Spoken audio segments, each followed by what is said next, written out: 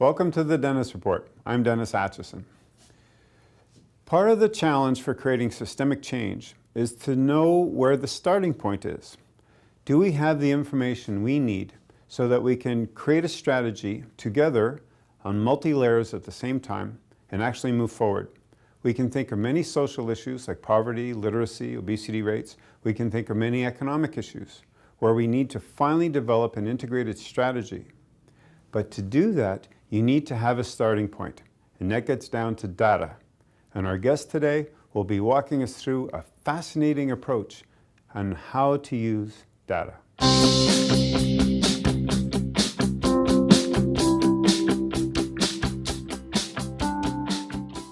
Our guest today is Nick Scott. He's the Executive Director of the Social Policy Research Network. Welcome, Nick.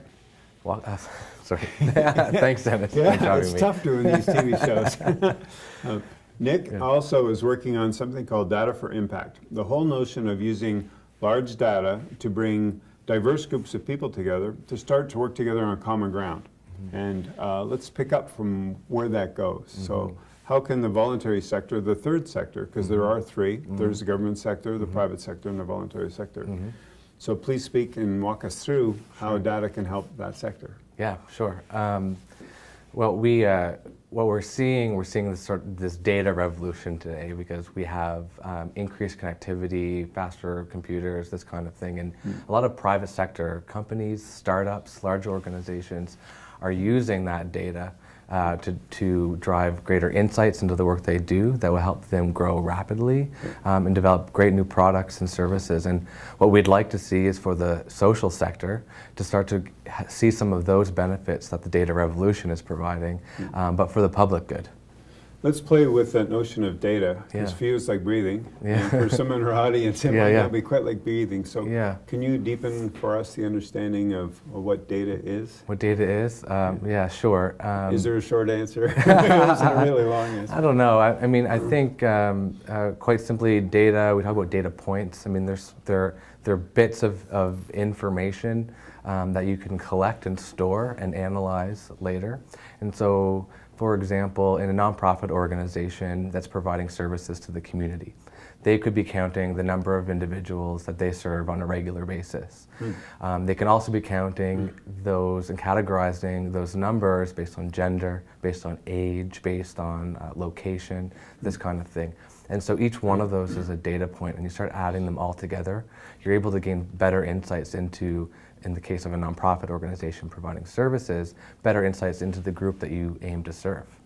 It almost sounds like if you happen to be fortunate enough to be pregnant and you go in to have an ultrasound done and you can go in and take a picture that's quite profound. Right. It also helps you understand if you need to pay attention to a health issue and stuff. That's right, and they'll take blood work and this kind of thing, and through that they'll get all kinds of data points that will allow the professional, the doctor, to provide information to the parents that they can act on to ensure they have a healthy baby. So not quite on the dark side, but say on the darker gray side. Is this a bit like how Google or Visa or other large entities will tell you, or grocery stores now, will tell you in advance what the specials will be, and because they know your buying patterns because of your membership card and in your receipt, and they crunch that? That's right. They crunch that information because they have a lot of it. Yes. Right. They require that kind of insight, that's kind of predictive analytics. That's quite a ways away from what many nonprofits could get to today. But I know there are some organizations out there working on this notion of big data for social impact, where they want to start harnessing big data to make predictions about the efficacy of a nonprofit organization's programs. And in that situation, we might start to see funding agencies making decisions about who gets funding based on the predictions of what they can deliver. And if that's the world we're going to, we need to have some data history in our nonprofit organizations. Well, you're speaking gently to a long-standing problem. If we use a social issue like poverty, so Senator Ermine Cohen in the 80s, there's a whole big study on poverty and child poverty in Canada. It's 2016. Things have gotten worse, not better. It's like we don't know where the point is to intervene in the system.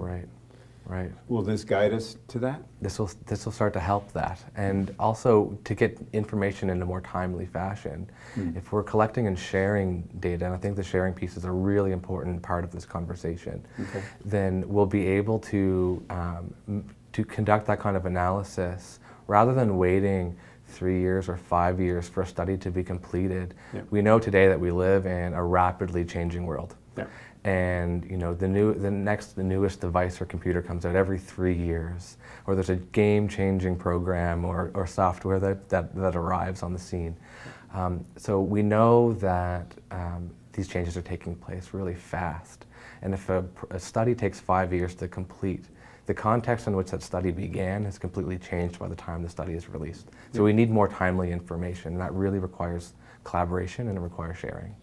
That'll be interesting too, because as you speak that, which is wonderful to see the ability to keep up with social change or instigate some, or be a catalyst for some social change. Because out there in the audience somewhere, there'll be someone thinking, yeah, and politicians will go as fast as they want to go, and they'll have their own agenda. So that'll make for an interesting bridge though on a positive side, because they would probably be more amenable to changing social policy if the data were in place to support it in that 4-year election cycle. Yeah.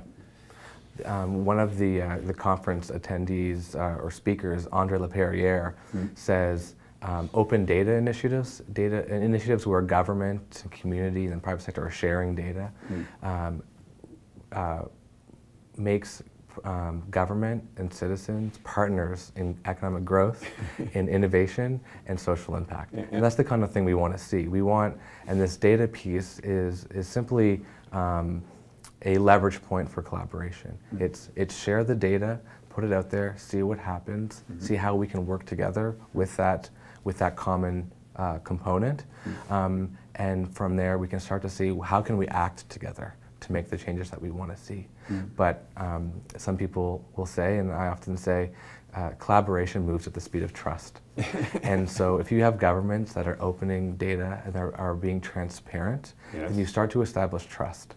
And that's a really, really critical piece. And I think it's historically something we've been lacking in our relationship with government and government's relationship with folks outside. Yeah, between all three sectors. All three sectors. There's so much growth in the voluntary sector since the mid-'80s when government started to download so many services into the community. Oh, the community will take care of it. Right. Well, that got maxed out around 2000 or so, 2005. Yeah. And sort of find a new mechanism that allows those that need to have an inventory before they can move forward. So that'll help with that. But then you move quickly to the emotional plane between humans, that they got to trust each other to let go of old patterns to actually get on with a solution. That's the big challenge, letting go of old patterns, you know, and sort of, if we were to start from scratch today, based on what's possible today, would we design the same systems that we are currently running? Right? And I don't think I think the answer is quite honestly no. We would not. We understand we have technological trends, social trends, cultural trends, economic, macro and micro level economic changes that have all come together to create a whole new context. And what's possible now is a lot different than what was possible 10 or 20 years ago. And we need to build on that. We need to take advantage of this sort of new era that we're in. I don't know if it's the right timing for you for where you are in this whole process, but do you have, for instances, or a concrete example, or a potential example where we could go with this? So here we've been talking in general terms about data's application to social policy change, how it integrates different audiences into a common vision. Do you have a, for instance, that would ground it? So literacy, poverty, obesity, or economic growth? I think there's an organization out there right now that we work with called GovLab, and they're out of New York University. They're part of an international network of academics and governments that have started to conduct studies on open data and its value. And so if you go to odimpact.org, you can see all kinds of case studies where it's simply government pushing out data. Sometimes it's government pushing out data and nonprofit or community organizations linking that with their own data to drive new insights. one of the most fascinating ones was in Asia, where they have these regular outbreaks of a virus called dengue virus. And what they were able to do by government opening up the data and allowing health organizations outside of government to collaborate with them was to create apps that would help inform the population. They built awareness raising campaigns throughout the country, and they were able to hone in with programs and policies on hotspots where this virus was coming up. But that really required government to push the data out, and it required the government to be open to those outside to participate. Yeah. And I think that's a really important piece. That's fascinating. So the ability to respond to a social crisis Yes. was mitigated or enhanced Yeah. by dealing with this big data stuff. That's right. And it wasn't just for the nonprofits of the community. It was in government's interest, and we're starting to see this, that they're able to extend their own capacity by being collaborative, right? And finding that shared value. Are there any examples then in there? Because the next logical thing to that is politicians want to control outcomes because that becomes their platform for the next election. This implies a certain lack of control of that outcome, although there certainly is a desired direction and a desired result, but not quite the same as a campaign promise. Right. So I'm digging a bit deeper into that relationship between a political agenda, a government kind of longer term agenda, and then the community's needs and how it flows if there's a crisis or if there's a long-term problem that hasn't been solved yet. Is there any, might be an inappropriate timing question about, it would mean that politicians would need to let go of the controlled outcome, but for the sake of a better result overall. Any examples of that on that? Because if they've got concrete examples of it happening, then somewhere in there someone had to let go of the control element on the funding dollars. Right. So we're not too sure what the outcome is, but we know it's in this direction because the data tells us that. I think there are a lot of collective impact initiatives. You know, if you think about the city of Calgary, there's several in the United States as well, where government is a partner at the table with the social sector and the private sector. In many cases, the academic sector as well. And I think it's when government becomes a partner, they can come to agree on the outcomes. And oftentimes, I don't think the outcomes are disputed. You know, we want to reduce poverty. Yes, you said you want to reduce it. I want to reduce it too. Yeah. It's controlling the process that I think is a part of the difficulty. And I think that this is we're understanding the requirement to collaborate, and that is we're understanding the requirement to work together and to have shared ownership over the outcomes. And that means that not just government's not the only partner that needs to change the way it has been doing things. Citizens also have to change the way they've been doing things, and nonprofits as well, and private sector companies too. You know, the adversarial relationship between citizens and governments is not going to get the outcomes we want. We know that historically we haven't been seeing the movement we want to see on poverty reduction, on improved health outcomes, that kind of thing. So I think if we come to the table recognizing the way we've done things has got us where we are and the outcomes that we have. And if we really want to change, we need to change the way we do things. And I see that this shared data piece, this open data piece, is one step in the right direction.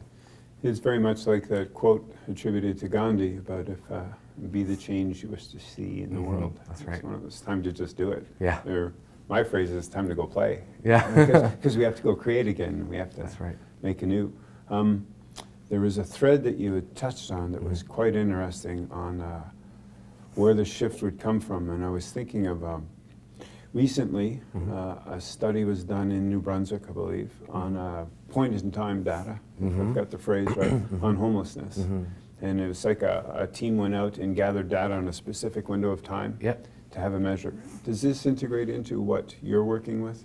Yes, I think so. You know, the snapshot kind of work is really important, and I think the next level of that is to have that real-time data.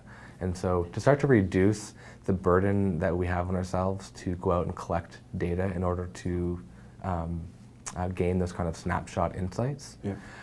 we want to be collecting data more regularly and pushing that out to the people who can act on it.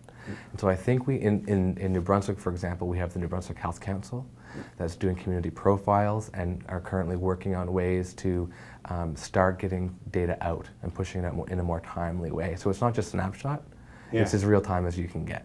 And if we can start to reduce the burden on that sort of overhead of data collection and management and spend more time on acting on the insights that are being pushed to us, we'll be able to make a lot more progress, I think. That's such a key point, because people stuff their houses with stuff, and people collect all kinds of information, and you can be burdened by it. A great Shel Silverstein cartoon ages ago, I've been trying to find it ever since, is just pencil drawing. It's got a dad sitting on a flat surface, like just a line, and beside him is a child. I think it's a boy, and the child's head is like a bag, and there's a rope on top. And on the other side of the dad is a pile, black, but you can tell it's words all written on top of each other. And he opens the bag on the child's head, and he starts taking the words and putting them in the child's head. Child's head expands like this, and then he takes the rope and ties it, and all the kid does is fluff. Information overload. Yeah, absolutely. So is there a way to deal with that? How do you transition it? Yeah, sorry, it's okay. I think it's through collaboration that you do that, and I think it's important to recognize, especially in the social sector, that we have so many organizations that are less than 5 people. Yes. You know, and this still rings true in terms of capacity across all organizations, despite the sector. There's not one organization out there that can do all of the research, all the data collection and analysis necessary to keep up with the pace of change. The only way that we can do that is through open collaboration and finding out how we can tap into that. And so I think, you know, if you're getting Excel sheets full of raw data, that's a raw data, your head's gonna flop over. But if you've developed a process for integrating that data collection and having a automated sort of feeding of the insights, you know, that's one way you can start to use shared and open data. Live streaming data turned into storytelling. That's almost. right. And customize. What do you want to know? I mean, we're getting back to Amazon making book recommendations to you. Yes. Don't tell me every data point in New Brunswick. You know, if I'm working on homelessness, I only need to know. I don't even need to see the data points necessarily.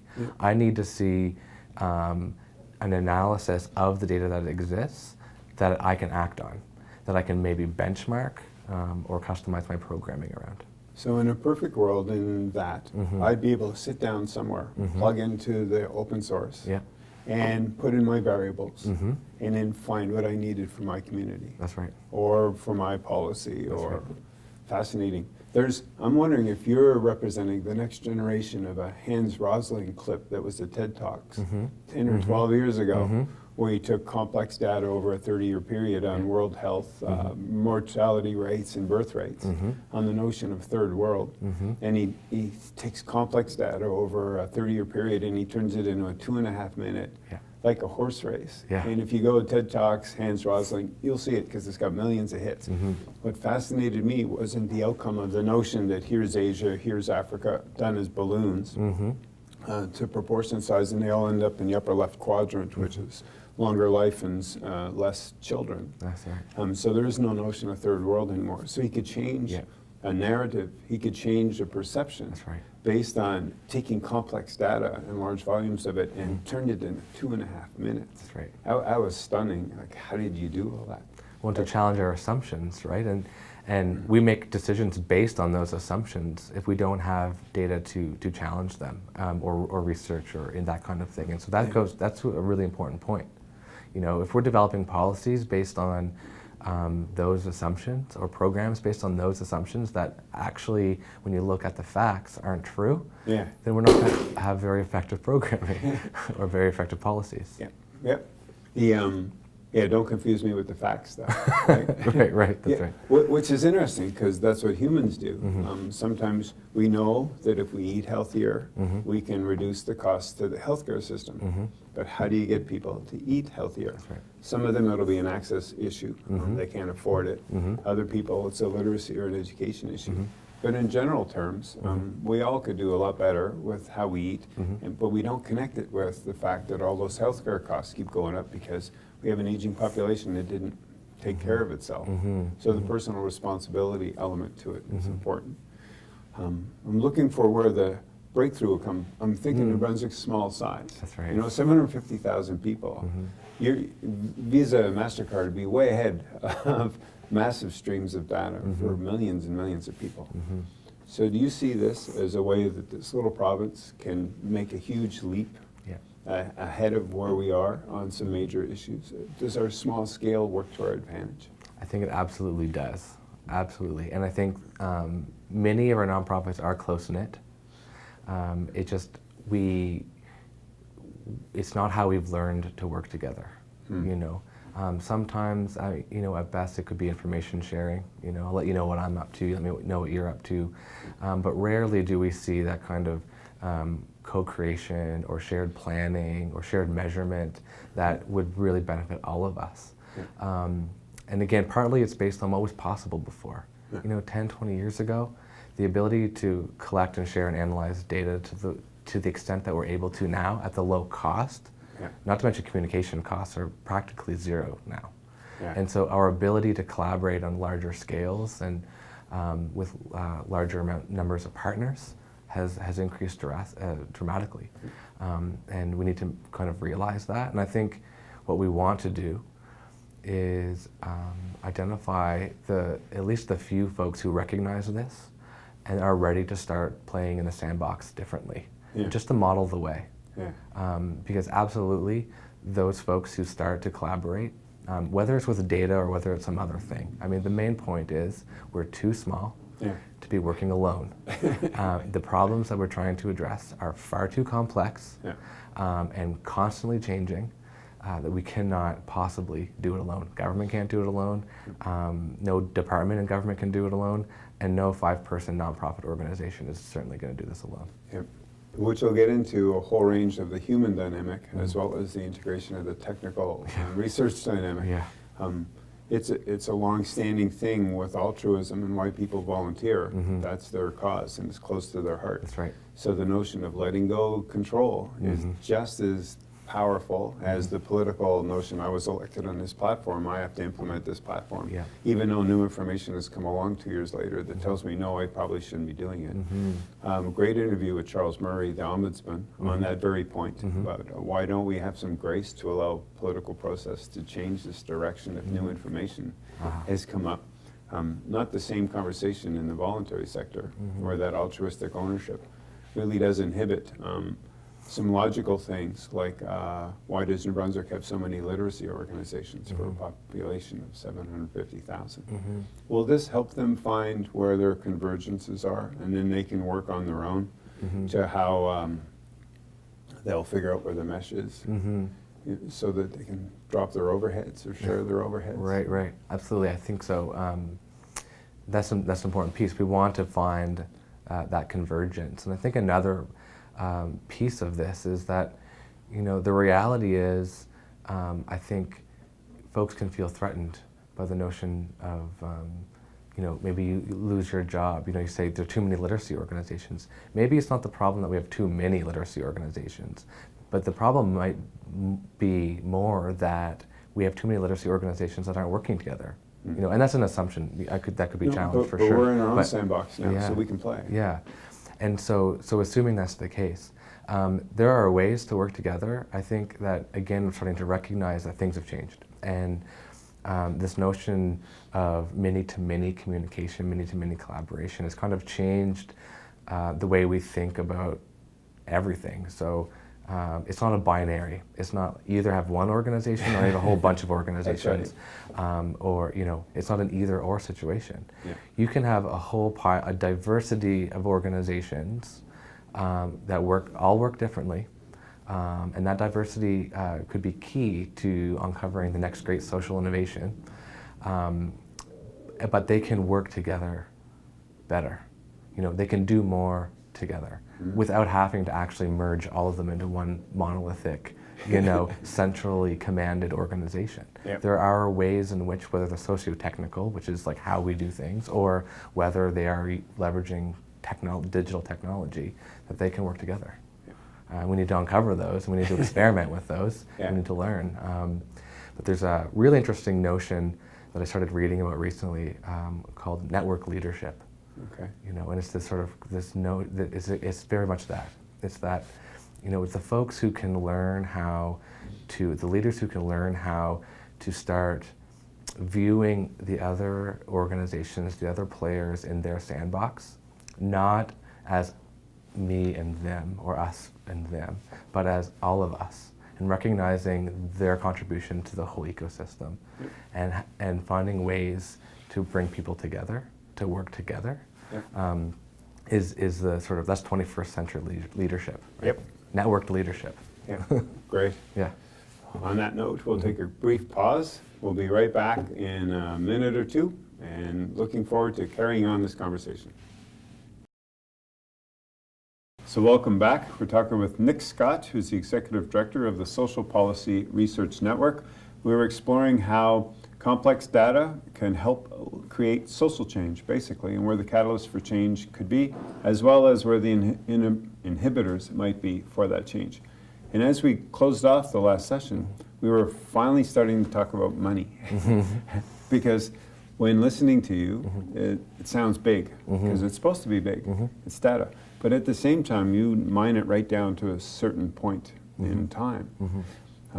I'm trying to picture what that costs, or what you need to make that work for the cost element. Do you have a sense of that yet?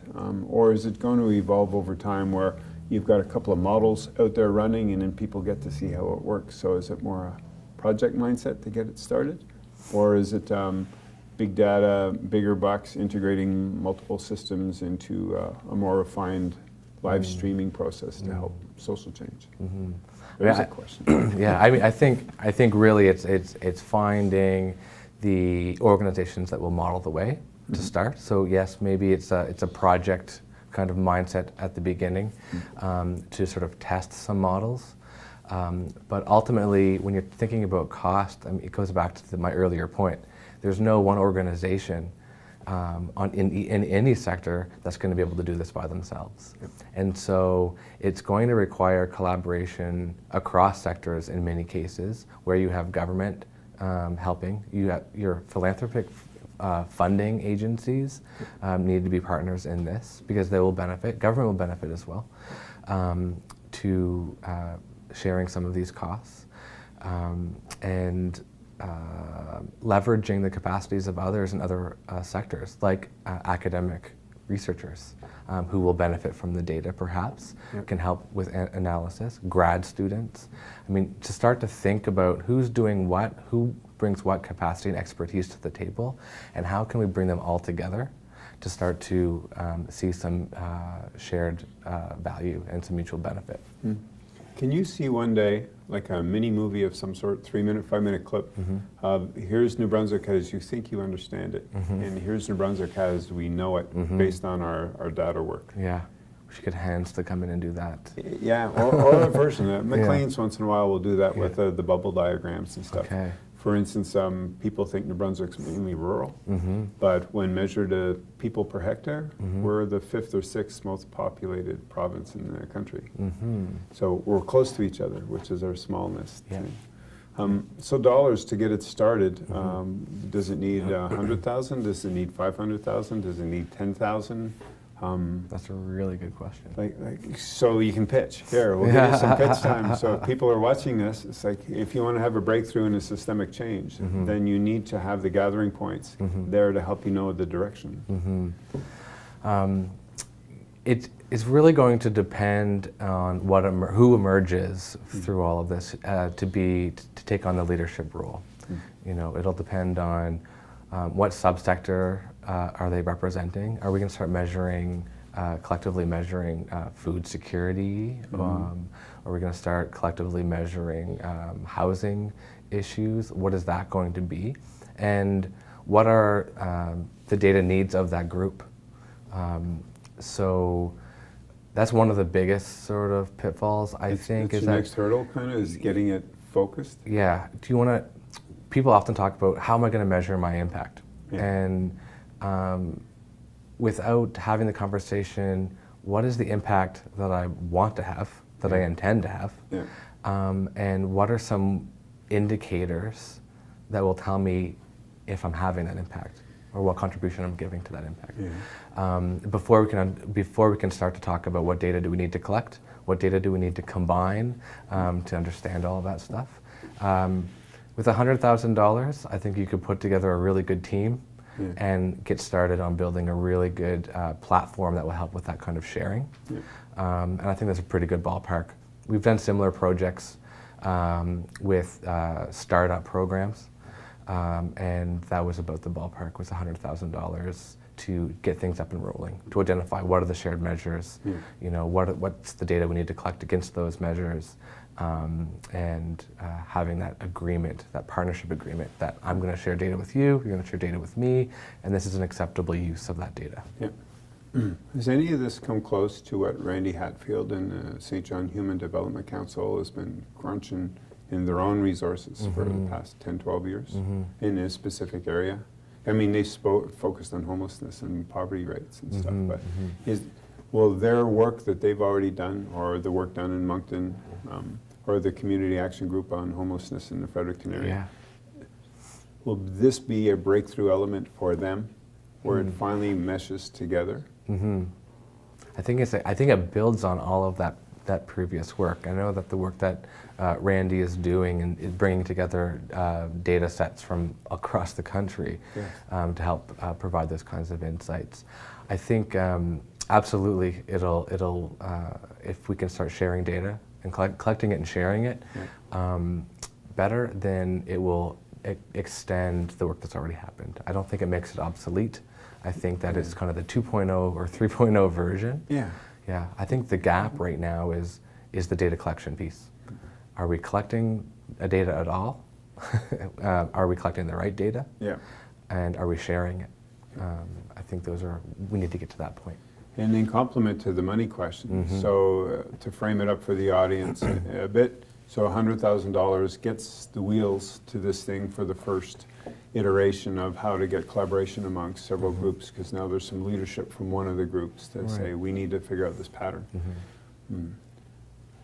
There's always the economic argument for almost any social change that never really truly grasps the impact of what that social change can do, if that makes sense. So the outcome tends to be justified based on dollars. And there's so much more than just the dollars.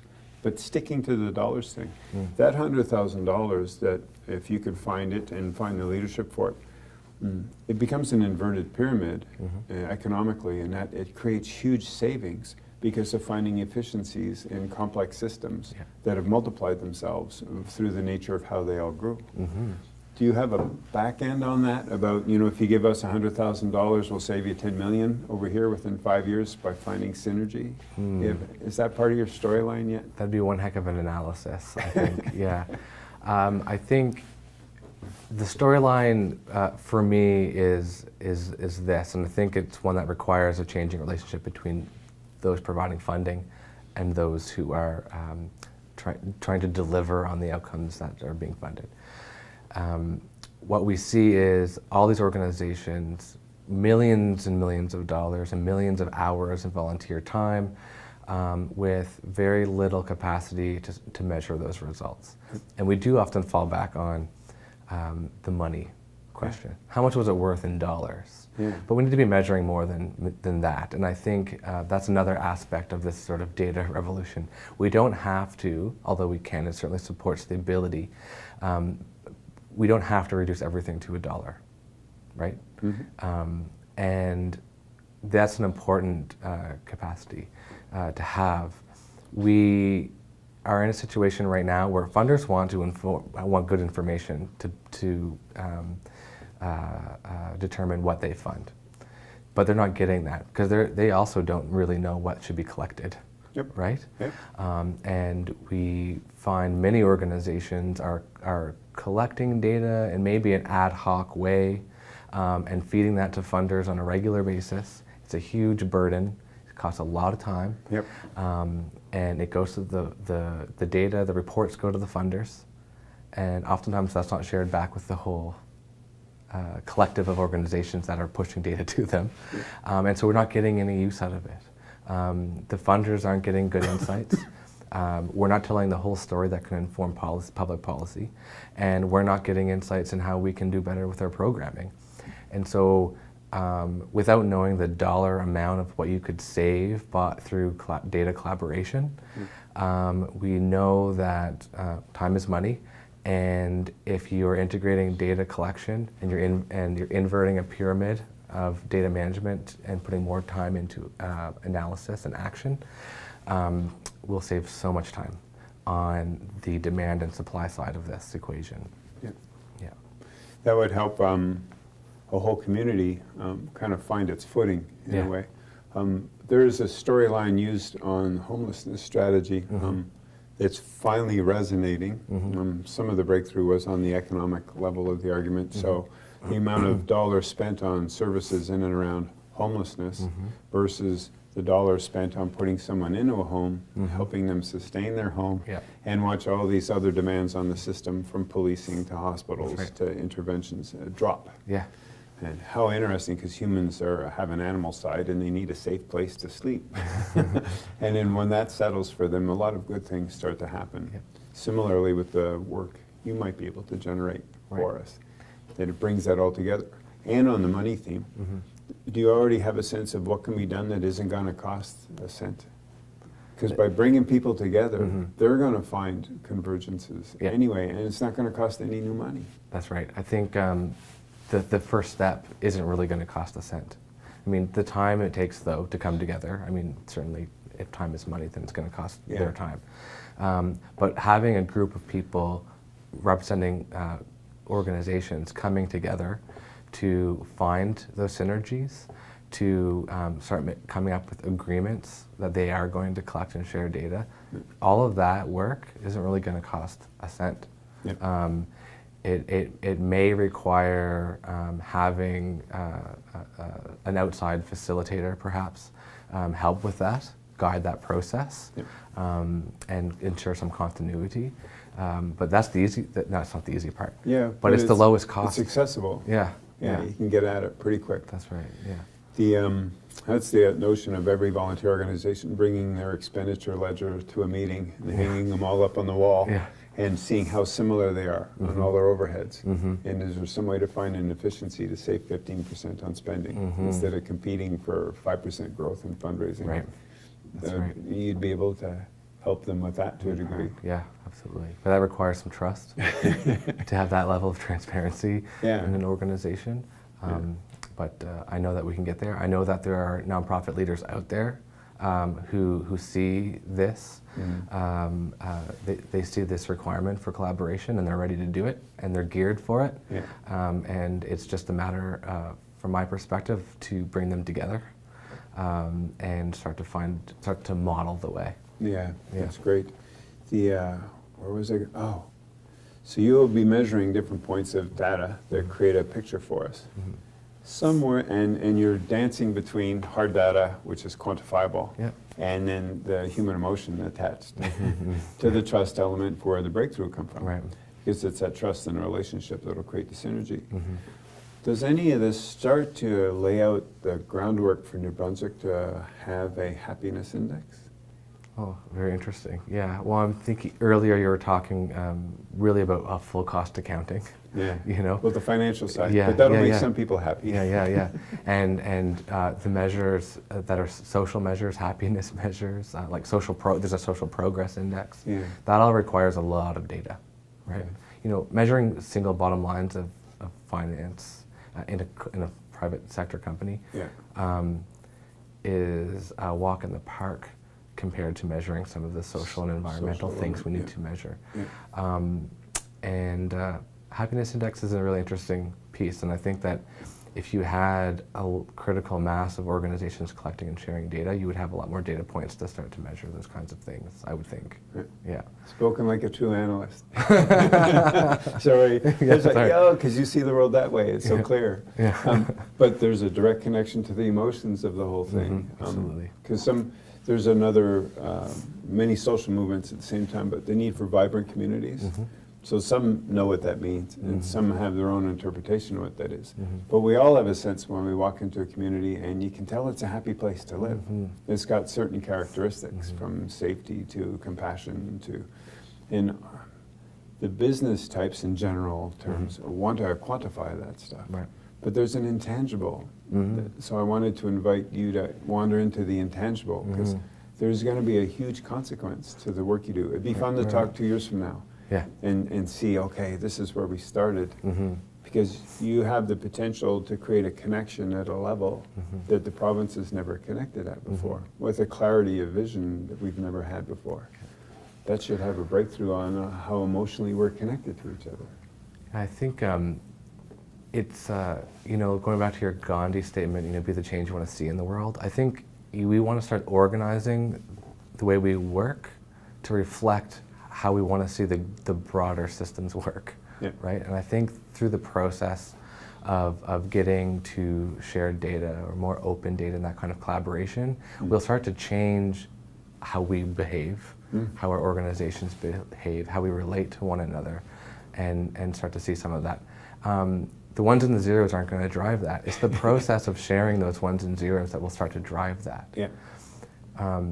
Similarly, though, I think, and this is a really important point, I think, measuring the ones and zeros, I think it's important to help inform the work that we do and inform the decisions we make, give us new insights into the work we do. It could be motivating if we can start to see the changes in ones and zeros, some tangibles, the intangible, making it tangible. Yep. That can be motivating. But at the end of the day, it's important to realize that data doesn't tell you why. That's right. It doesn't answer the question why. Yeah. It shows you what. It shows you where you can look. It gives you some indication of that. But we need to ask more questions of the data, and we need to dig deeper and ask people, And I don't think that we start to use data to the exclusion of more qualitative methods or more qualitative approaches. We don't use the data to take away from the human element. We use it to augment the human element, but we have to remain focused on the human that we're trying to impact and on to the community and society that we're trying to change. And we just can't forget that. We can't fall victim to having data dictate everything. We need to remain critical, and we need to ask why. Yeah. Why are things happening? Why are we seeing this in the data? And dig deeper. Okay. And to follow that theme, but to shift the focus a touch, because New Brunswick is so small, because we do have methods that we can implement, new methods that will bring us together tighter, is in a global world, and New Brunswick supposedly has this IT nook and cranny tucked up in North America in that top right little corner up there, that we can do things that other people can't or haven't built the infrastructure for. So in the pressure that will come from global change, whether it's climate, creating destabilization of populations, so in the next 10 years, if there's a big migration shift up north, then they're all going to come to Canada because we have land mass and we have water. How does a little place like New Brunswick, 750,000 people, but maybe 10 years from now there's upwards of 1 million and then upwards of 1 million too, which is still small numbers. But is there an element to the work that you do and the vision that you have for how that work can apply to helping New Brunswick over the next 20, 30, 40 years for the migration shift that's going to happen, or the weather changes that happen, so food security, as insects move further north, as the birds follow the insects further north, and then growing patterns change. Or California finishes its cycle of becoming desert, and parts of the deep south in the States are already headed towards desert. Parts of Saskatchewan are headed towards desert. do you see that as a way for New Brunswick to manage the shifts that are coming over the next 20, 30 years, so that in 2050, when the world's population's doubled and we look back, there's an interview on this little TV program but here was the tool that allowed us to dance together? Do you ever put it in a global context, or is it still focused on New Brunswick? I do put it in a global context for sure. I think 'cause sometimes things that are out of our control as small organizations and individuals, like shifts in the global economy or huge weather changes, those are things that we can't control. But the data collection piece, I mean, that can help us link what we're doing to either the mitigation or our contribution to those kinds of shifts. I think that in terms of if we start sharing data and we start collaborating around that, it's not going to necessarily be as much about the data, but it's going to be about the processes that we went through to start to share that effectively and start to work together better. That's going to be what contributes to our resilience. I think that if we're making good use of data that'll help keep us informed, to help us sort of scale to meet the changing demands, be a little more agile in that sense. But the process that we go through to have our nonprofit organizations, have our sectors collaborate, will be what contributes to that resilience. That changing the way we work will allow us to meet the changing demands that we're already facing. Okay, let's turn a slightly different direction. How did you come to do this? Well, I have passion, your passion. Where can I start? I mean, so I think my first experience with open data was as a teenager. I worked for a fast food restaurant. I mean, many have. Yeah. And I remember my manager, we would count waste, and we would count everything that was sold. We would count how many customers came, all of this stuff. But we were also putting in the context of the weather. So we were taking, which is open data, government provided open data, weather data. Yeah. This is back in the days when we had the printers were like, that matrix printer? Yeah, that's right. Such a long time ago. It was a novelty then. Yeah. I remember, and I remember as a teenager, so this was really novel actually, I was like, why are you printing the weather data for today? And it's because they were putting the activities of the day in context. And not only that, they were putting it into a database with all the other restaurants, and so that they could start to make predictions about what they need to produce on the day of the week, the time of year, the day of the year, and just depending on weather and events happening. And so they were using all these data points. They were collecting data, which was very important, in order to make the connection between that sort of larger thing that you can't control, which is the weather, but to see how that impacts the work that you're doing. I thought that was really interesting, and this is before I had any dreams of becoming a social scientist. And I didn't really understand the relevance until later, when I got my first job as an executive director for a provincial health organization. And we are trying to measure huge changes, like in population health. Like how do we do that? How do we measure our own programming? Yep. And how do we get access to the population health data? Yep. Neither of those things were easy, and we couldn't, before I left, we still didn't get access to the population health data. But we did develop a system that would allow us to collect data that would give us some indication on how we were doing with the people we were serving. Mm. And we integrated it into our program delivery. So it wasn't the same as those 6-month and 12-month reports. And I think this is where my passion comes in. This is where I realized how important this was. At that time, we reported to several funders, federal, provincial, private. And every 6 months, we would have to stop everything. We would have to go back at the time, paper calendars, notebooks, all of this stuff, pull out data, and complete these funding reports. Annual, semi-annual reports. We would spend a team of 5 an entire 2 weeks trying to manage, pull all this stuff together and report it in. We never received any information back on those. All we found out was whether or not we were going to have funding. Yep. Yep. But we got no insight, despite, you know, probably dozens of organizations in the region putting in the same reports. Yep. We weren't getting any context. How are we performing, et cetera, et cetera. And we built a system through a donation from the Salesforce Foundation that allowed us to integrate it. And so when we had to report the next year at the 6-month mark, it took us 1 day.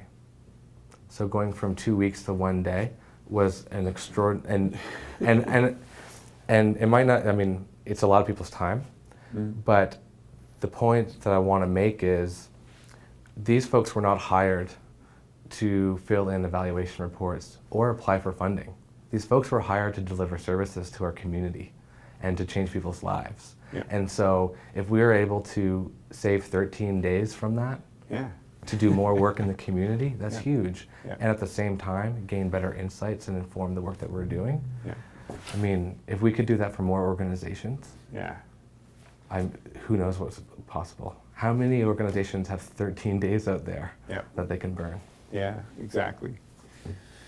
2 minutes left. How do you want to finish? What would be a key message you'd like to leave with the audience, or something that's coming from the heart that goes, the breakthrough's pending? I think one of my favorite quotes that I've come across in this last year, it's not a quote, but it's someone said to me, don't allow loyalty to sunk costs or legacy systems prevent you from choice moving forward. And I've been living kind of off of that, you know, and it goes back to her point. If we were to redesign the system today, if we were to build our organizations anew, if we were going to change the relationships we have with each other, would we design the same systems that we are currently operating right now? And the answer is no. So if we want to design a new system, we need to free ourselves, as hard as it can be, but if we want choice moving forward, and if we want to have impact, the kind of impact that we desire, we cannot allow sunk costs or loyalty to legacy systems to prevent us from doing that. You know, some costs are sunk, and we need to. It's a hard thing to swallow. Yep.